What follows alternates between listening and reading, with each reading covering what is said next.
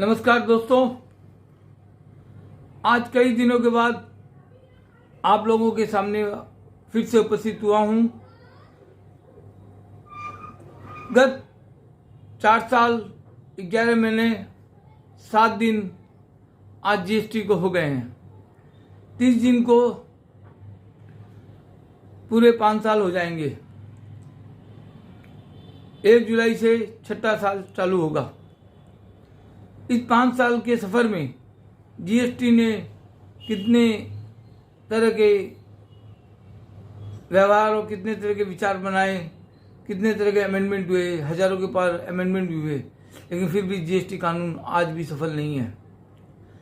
सफल नहीं होने के कारण कई तरह की रेवेन्यू में लॉस और व्यापारियों को परेशानी हो रही है।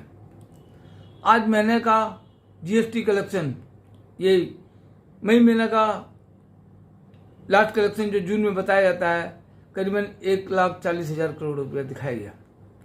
लेकिन ये 1,40,000 करोड़ रुपया का जो जीएसटी कलेक्शन है, इसके पीछे 2,25,000 करोड़ रुपया लोगों का खर्चा हो जाता है। मतलब टैक्स से बेसी तो उस पर कंप्लाइंस पे खर्चा हो जाता है। इसलिए मैं एक वीडियो क्लिप बना के आप लोगों को बताना चाहता हूँ कि जीएसटी 1% कानून में इतनी सरलता और सही व्यवस्था है जिससे किसी को परेशानी नहीं और सरकार की रेवेन्यू इंक्रीज होगी। जीएसटी कानून बनाने का उद्देश्य था कि एकदम सिंपल तरीके से टैक्स कलेक्शन भी हो और व्यापारी परेशान भी नहीं हो और सरकार की रेवेन्यू भी इंक्रीज हो। इस उद्देश्य से प्रधानमंत्री नरेंद्र भाई मोदी जी ने भी यही कहा था, गुड एंड सिंपल टैक्स। मैं उनकी बात का अलग हिसाब से समझाना नहीं चाहता हूँ। उन्होंने कहा सही था, लेकिन उसको सच और साकार करने के लिए जिम्मेदारी जीएसटी डिपार्टमेंट की थी। उसने वैसा नहीं किया। अब आपसे एक प्रश्न पूछना चाहता हूँ। मान लेते हैं कि 1300 आइटम प्रोडक्ट है, उसमें अगर 25% आइटम पर प्रथम टैक्स लगता है, प्रथम प्रोडक्ट में अगर 25% टैक्स लगता है तो 325 आइटम होती है। 325 आइटम से अगर 975 आइटम बनाया जाता है तो उसमें हमारे को डिफरेंस टैक्स देना पड़ता है, क्योंकि 325 पे पहला टैक्स लग चुका है, तब जाके 1300 प्रोडक्ट बनती है। तो मेरा कहने का मतलब है कि अगर जीएसटी 1% में भी, सपोज करिए 1% में ही शुरू के, मतलब 325 आइटमों में पहला टैक्स लग के खत्म, पहला टैक्स लग के माल के साथ जुड़ जाता है तो वो खत्म हो जाता है। तो बाकी के 975 आइटम जब बनते हैं तो वह 1% टैक्स, जब प्रथम टैक्स लगेगा उस हिसाब से तैयारी किया जाएगा। इसीलिए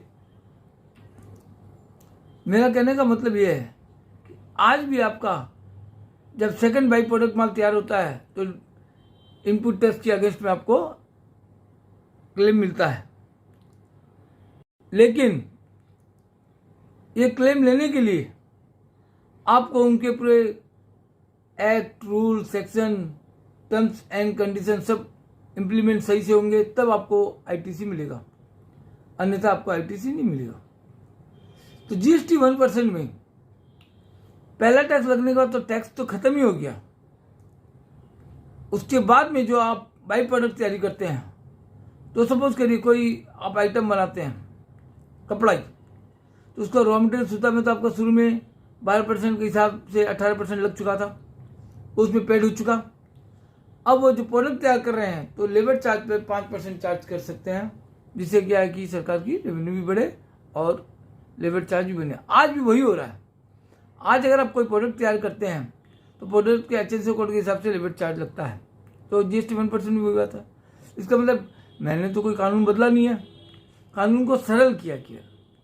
और जीएसटी 1% में, और एक स्टेट से दूसरे स्टेट को जो माल जाएगा तो 1% से माल जाएगा, और प्लस जितने परसेंट की कमोडिटी है, 5% की आइटम है और सप्लाई 5% की हुई दूसरे स्टेट में, तो उसका 2.5% के हिसाब से जो परचेज वैल्यू है, टैक्सेबल वैल्यू जिसको बोल सकते हैं, उस पर उसको 2.5% दिया जाएगा।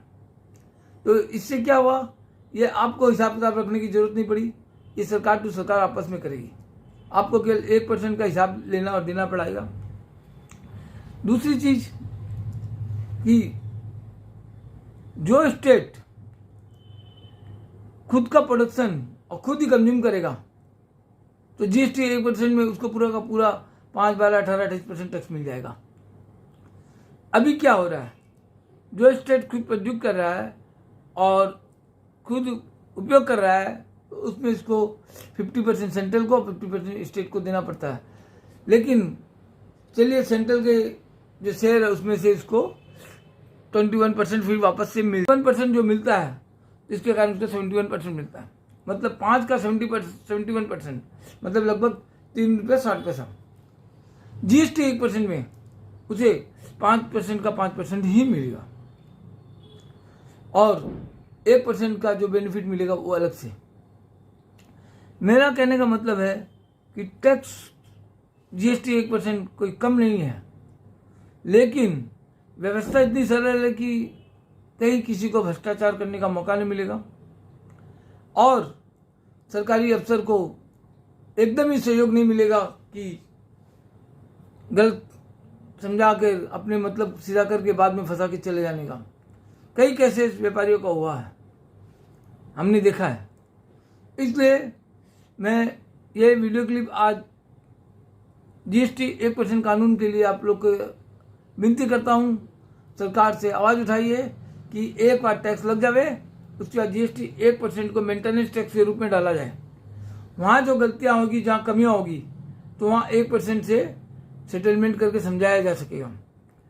क्योंकि यहाँ पे कहाँ गलती सलती होती है तो यहाँ 5, 12, 18, 28 से समझाया जाता है, जिससे उत्प्रेरित और दंडित किया जाता है, जिससे व्यापारी सहज नहीं कर सकता। इसीलिए बार बार जोर दे रहा हूँ, पहला टैक्स लग के टैक्स सरकार को मिल जावे और उसके जीएसटी को 1% से मूवमेंट करने का परमिशन करे। इस वीडियो क्लिप को, इस यूट्यूब चैनल को ज़्यादा से ज़्यादा फॉरवर्ड करिए और मैं चाहता हूँ कि आप सभी के सहयोग से ये जीएसटी 1% सरकार मानने के लिए तैयार हो जाए। इसमें सरकार की रेवेन्यू 43.20% इंक्रीज हो जाएगी। और अगर किसी को इस बात पर कॉन्फिडेंस नहीं है तो मेरा कॉन्टैक्ट नंबर है, उसमें आप मेरे से संपर्क करिए और मैं सब पूरी चीज़ समझा दूंगा। वंदे मातरम, जय हिंद।